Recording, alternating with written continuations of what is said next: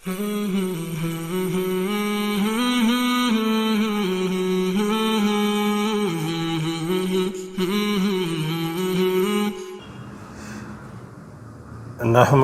نصلی علی رسولہ الکریم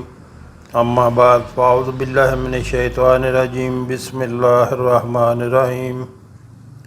محترم ناظرین، السلام علیکم ورحمۃ اللہ وبرکاتہ۔ ہمارے آقا صلی اللہ علیہ وآلہ وسلم کا فرمان ہے کہ سلام کو عام کرو اور لوگوں کو کھانا کھلاؤ، یہ بہترین عمل ہے۔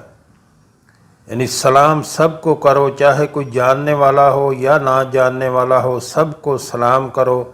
اور لوگوں کو کھانا کھلاؤ، کہ یہ بہترین عمل ہے۔ اور ارشاد باری تعالی ہے سورہ دہر میں، اللہ تعالیٰ کا فرمان ہے سورہ دہر میں، وَيُطْعِمُونَ الطَّعَامَ عَلَىٰ حُبِّهِ مِسْكِينًا وَيَتِيمًا وَأَسِيرًا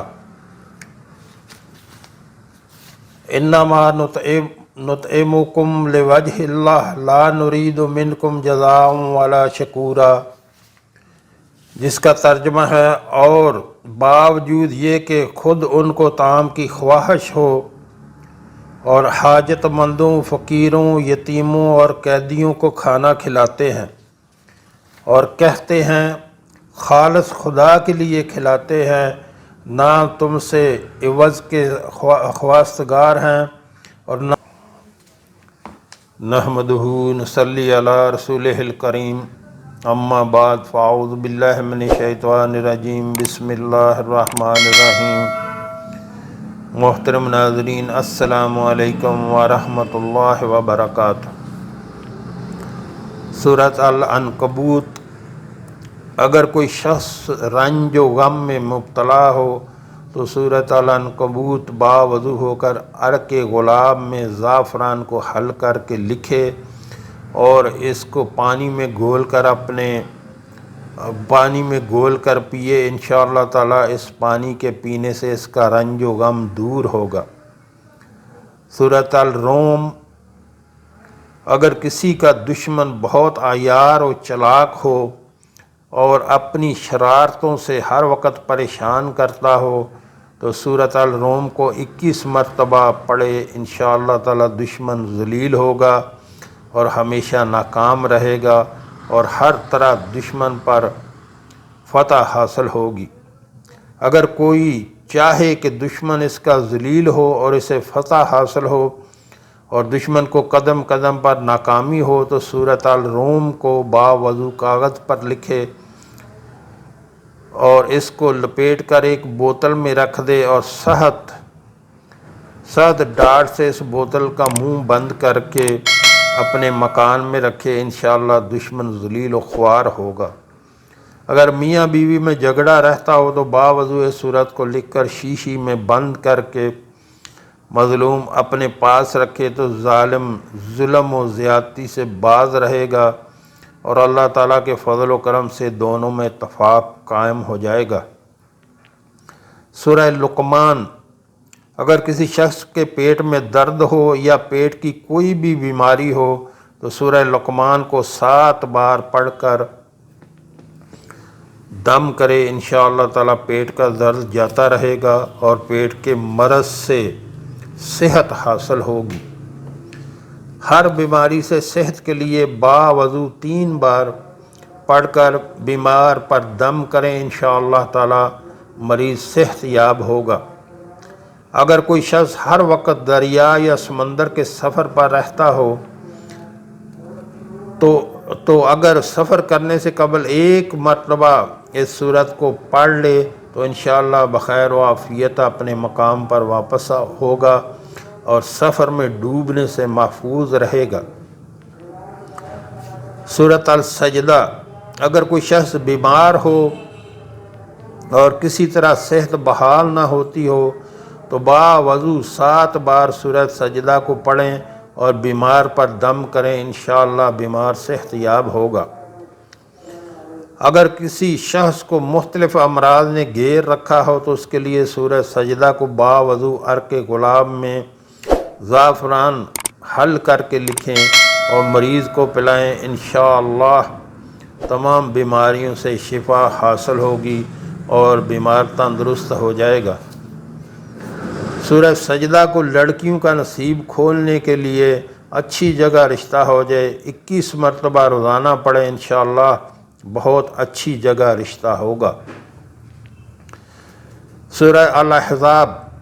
میاں بیوی میں نااتفاقی اور عدم موافقت کو دور کرنے کے لیے سورۃ الاحزاب کا باوضو پڑھنا بہت کارآمد ہے۔ انشاءاللہ اس کے پڑھنے سے اہل خانہ میں محبت و اتفاق پیدا ہو جائے گا۔ اگر کوئی ظالم شخص کسی مجبور بے کس پر ناحق ظلم کرتا ہو اور ظلم سے باز نہیں آتا تو سورہ احزاب کو باوضو 7 بار پڑھے، انشاءاللہ تعالیٰ اس کے ظلم سے نجات ہوگی اور ظالم مطیع و فرما بردار ہو جائے گا۔ اگر کسی لڑکے یا لڑکی کا رشتہ نہ آتا ہو یا بات لگ کر چھوٹ جاتی ہو یا بار بار شادی میں رکھنا پڑ جاتا ہو تو سورہ احزاب باوضو لکھ کر موم جمع کر کے لڑکے کے دائیں بازو پر اور لڑکی کے بائیں بازو پر باندھیں، انشاءاللہ تعالیٰ بخت کھلے گا اور اچھی جگہ رشتہ ہو جائے گا۔ سورہ سبا اگر کسی کے دشمن ناحق ستاتے ہوں اور ہر وقت تکلیف پہنچانے کا بہانہ ڈھونڈتے رہتے ہوں تو ان کے لیے روزانہ باوضو 10 بار سورہ سبا پڑھی جائے تاکہ دشمن دفع ہوں اور اس کے ظلم سے نجات حاصل ہو، اور اللہ تعالیٰ کے فضل و کرم سے اس سورت کے پڑھنے والا ظلم سے محفوظ رہے گا۔ اگر کوئی شخص سورہ سبا باوضو سفید کاغذ پر لکھ کر موم جمع کر کے سفید کپڑے میں لپیٹ کر اپنے دائیں بازو پر باندھے تو اللہ کے فضل و کرم سے ہر قسم کے موذی جانور سے حفاظت میں رہے گا۔ سورہ فاطر اگر کسی نے حاکم، افسر وغیرہ کو درخواست دینی ہے یا ملازمت یا کسی اور کام کے لیے عرضی پیش کرنی ہو تو چاہیے کہ باوضو ہو کر سورہ فاطر کو 75 بار پڑھیں اور درخواست پر انگلی سے بغیر روشنائی کے اپنا مطلب لکھے اور درخواست حکام کو بھیج دے، انشاءاللہ اس کی درخواست منظور ہوگی، مطلب حاصل ہوگا۔ تو محترم ناظرین، اپنے قرآن پاک سے فائدہ اٹھایا کریں، اپنی ہر مشکل کا حل جو ہے قرآن پاک میں تلاش کریں، یہ شفا بھی ہے، اس کا پڑھنا شفا ہے، مومنین کے لیے پڑھنا شفا ہے، اس کو پڑھا کریں اور اپنے لیے رحمت کے دروازے کھلوائیں اللہ پاک سے۔ یہ رحمت بھی ہے جو اللہ نے ہمیں یہ نعمت دی ہوئی ہے، قرآن، ساری دنیا اسی سے روشن ہے، اس کو پڑھا کریں اور اس سے اپنی آخرت اور دنیا کی بھلائی جو ہے اس میں حاصل کریں، بجائے اس کے کہ لوگوں کے پاس جانے سے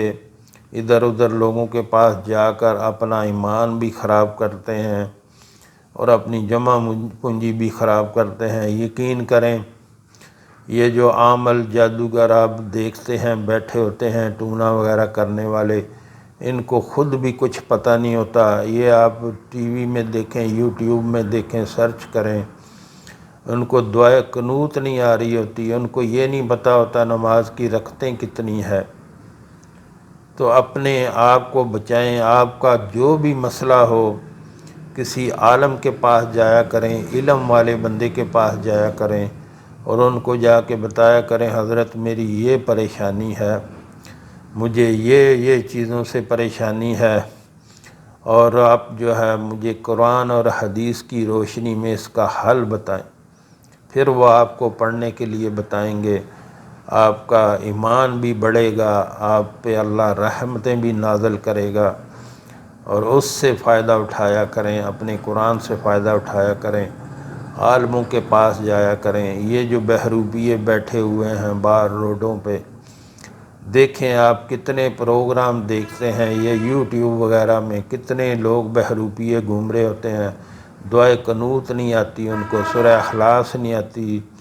سورہ فاتحہ نہیں آتی، قرآن، اور ان کو یہ بھی نہیں پتہ کہ نماز کی رکعتیں کتنی ہیں۔ انہوں نے کیا آپ کو فائدہ دینا ہے؟ وہ تو خود اپنے دین سے بہت دور ہیں، گمراہ لوگ ہیں۔ ایسے لوگوں کے پاس نہ جایا کریں، اپنے علماء ہیں یہ ان کی قدر کریں اور ان کے پاس جایا کریں، ان کو پوچھا کریں ہماری یہ پرابلم ہے